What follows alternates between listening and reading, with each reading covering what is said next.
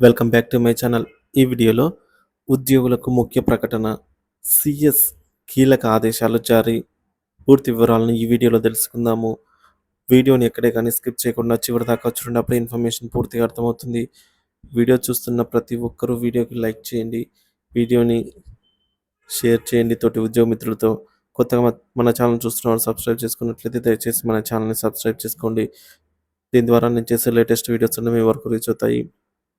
ఇంకా ఆలస్యం చేయకుండా వీడియోలోకి అయితే వెళ్ళిపోదాము. ఫ్రెండ్స్, ఆర్థికేతర అంశాలను త్వరగా పరిష్కరించండి అని అధికారులకు సిఎస్ ఆదేశం అయితే జారీ చేశారు. సో రాష్ట్రంలోని పలు ప్రభుత్వ శాఖల్లో 100 రోజుల కార్యాచరణ ప్రణాళిక కింద ఆర్థికేతర స్వల్పకాలంలో పరిష్కరించదగ అంశాలను వేగవంతంగా పూర్తి చేసేందుకు వెంటనే ఆయా శాఖలు చర్యలు తీసుకోవాలని చెప్పేసి ప్రభుత్వ ప్రధాన కార్యదర్శి సిఎస్ నీరబ్ కుమార్ ప్రసాద్ ఆదేశించారు.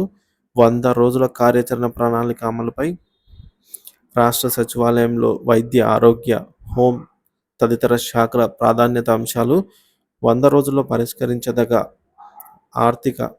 ఆర్థికేతర అంశాలపై అయితే సిఎస్ సమీక్షించారు.